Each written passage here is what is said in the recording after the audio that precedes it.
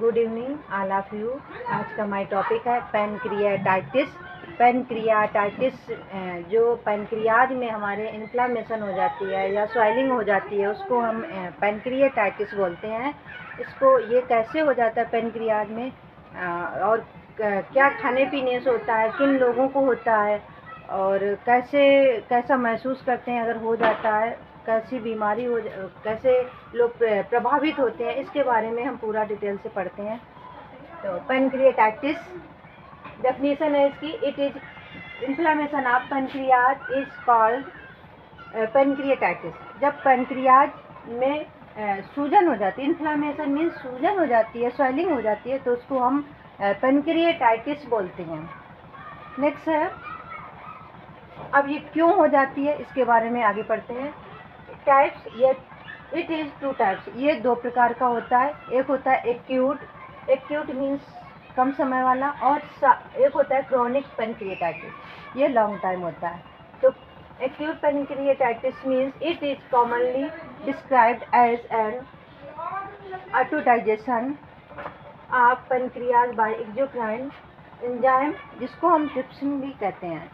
तो ये जो पैनक्रियाटाइटिस होता है, ये दो तरह के एंजाइम होते हैं, एक एक्सोक्राइन होता है और एक एंडोक्राइन होता है। जो एक्सोक्राइन एंजाइम होता है वो बाहरी होता है, तो वो जो एक्सोक्राइन एंजाइम में पैनक्रियाज का जो डाइजेशन होता है वो रुक जाता है, मतलब ठीक तरह से प्रॉपर तरीके से काम नहीं करता है, उसको हम एक्सोक्राइन एंजाइम कहते हैं। नेक्स्ट आता है chronic pancreatitis. It is inflammatory disorder characterized by progressive anatomic and function destruction of pancreatitis।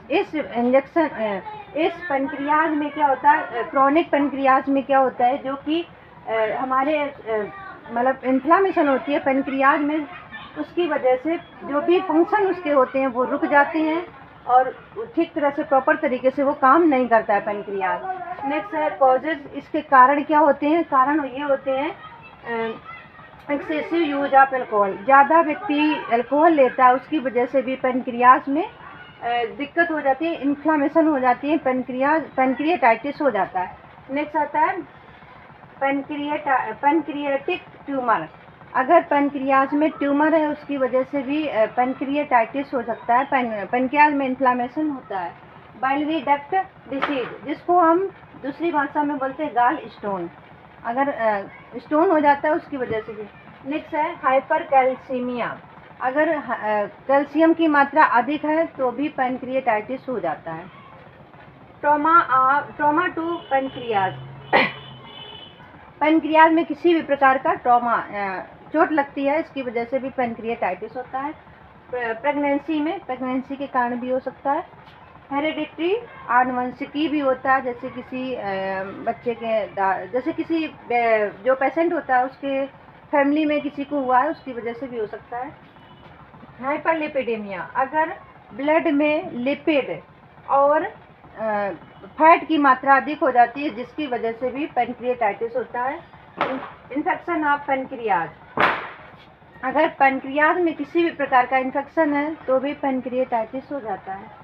Peptic ulcer के कारण भी पैनक्रियाटाइटिस हो जाता है। नेक्स्ट आता है हमारा डायग्नोस्टिक इवैल्यूएशन, हम जांच, जो डायग्नोस्टिक हमारी डायग्नोज क्या होती है, जांच क्या होती है पैनक्रियाटाइटिस में, उसका बाय यूसीजी हम अल्ट्रासाउंड करेंगे, उससे पता चलता है। सीरम बिलिरुबिन का करते हैं, उससे भी पता चल जाता है। नेक्स्ट है डब्ल्यूबीसी की हम जांच करते हैं ब्लड की, वाइट ब्लड कार्पल्स।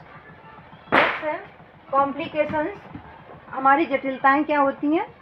कोलेस्टाइटिस, जो गाल ब्लैडर होता है उसमें स्वेलिंग आ जाती है।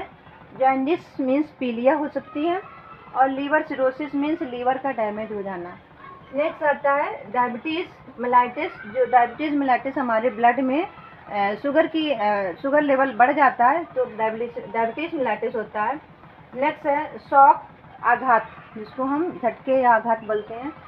नेक्स्ट है क्लिनिकल मैनिफेस्टेशन, जो हमारे साइन सिम्टम्स, लक्षण व चिन्ह क्या होते हैं। तो pain in epigastrium region or in left upper quadrant, जो हमारे स्टमक होता है उसके लेफ्ट क्वाड्रेंट में या एपिगैस्ट्रिक रीजन में पेन होता है, दर्द होता है, और कांस्टेंट पेन, हमारे जो कांस्टेंट पेन लगातार पेन होता है। नेक्स्ट है लो ग्रेड फीवर, फीवर होगा लेकिन बहुत लो ग्रेड में होगा। वेट लॉस, वेट जो वजन हमारा होगा वो कम होगा। वीक पल्स, पल्स हमारी वीक रहेगी, कम रहेगी। Nausea vomiting, nausea and vomiting, उबकाई आएगी और या फिर उल्टियाँ हो सकती हैं। शॉक इन फीवर कंडीशन, गंभीर समस्या में शॉक लगता है, गंभीर जो समस्याएं होती हैं उसमें शॉक लग जाता है। एनाल ब्रीथलेसनेस, बेचैनी होती है। ब्लूरिश डिस्कलरेशन ऑफ स्किन, जो स्किन का कलर होता है वो नीला हो जाता है। नेक्स्ट हमारा मेडिकल मैनेजमेंट, जो हमारा मेडिकल मैनेजमेंट होता है उसमें दवाइयों एंटीबायोटिक्स देते हैं। एंटीबायोटिक्स हम क्यों देते हैं, जो इन्फेक्शन है वो कम हो जाता है एंटीबायोटिक्स देने से। एनाल्जेसिक, जो पेन हो रहा, दर्द हो रहा उसको कम करती है एनाल्जेसिक। H2 बुलाकर, जो गैस बनती है उसको कम करती है H2 बुलाकर से। सर्जिकल मैनेजमेंट, सर्जरी से हम क्या करते हैं, surgical management, surgical incision done for drainage of accumulation fluid, जो पेनक्रियाज है उसका हम सर्जरी करके और उसमें जो एक्यूमुलेटेड फ्लूइड है उसको हम ड्रेनेज करते हैं, बाहर करते हैं। नेक्स्ट है सब टोटल पेनक्रियाटोमी, पेनक्रियाज का हम पूरा सर्जरी करते हैं।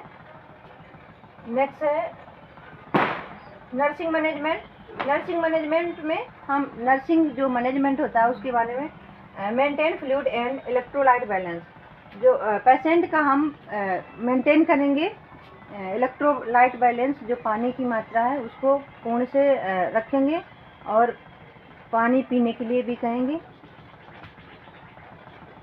नेक्स्ट है provide comfort and rest to patient, हम उसके लिए आरामदायक स्थिति में उसको लेटाएंगे पोजीशन में। नेक्स्ट है provide proper nutrition to patient, और उसको प्रॉपर तरीके से हम पूरा न्यूट्रिशन देंगे पेशेंट को कि जल्दी वो आराम मिले और ठीक हो जाए। प्रोवाइड साइकोलॉजिकल सपोर्ट, और उसको जो वो टेंशन में है तो इसलिए हम उसको साइकोलॉजिकल सपोर्ट देंगे जिससे वो थोड़ा आराम उसको फील हो, अच्छा फील हो। Provide pre operative care to patient, patient का पहले प्री ऑपरेटिव मीन्स जो पहले ऑपरेशन से पहले हम केयर देते हैं, फिर पोस्ट ऑपरेटिव मीन्स जो हम पोस्ट ऑपरेशन के बाद की केयर, दोनों हमें केयर करनी है अच्छे तरीके से। हेल्थ एजुकेशन और स्वास्थ्य शिक्षा भी पेशेंट को बताएंगे कैसे साफ़ सफाई में रहना है, कैसे खान पान अपना अच्छे से रखना है, उसके बारे में हेल्थ एजुकेशन देंगे। रेस्ट्रिक्ट एल्कोहल इंटेक्ट, और हम अल्कोहल को प्रतिबंध लगाएंगे कि आप ड्रिंक नहीं करेंगे, नहीं तो फिर आपको अधिक गंभीर समस्या हो सकती है, तो अल्कोहल के लिए हम प्रतिबंध लगाएंगे पीने के लिए। नेक्स्ट है एनकरेज फॉर रेस्ट, और उसको रेस्ट करने के लिए प्रोत्साहित करेंगे कि जितना ज़्यादा से ज़्यादा आप आराम करेंगे उतना जल्दी आपको आराम मिलेगा और जल्दी से ठीक हो जाएंगे। इसी के साथ thank you, like, subscribe, comments.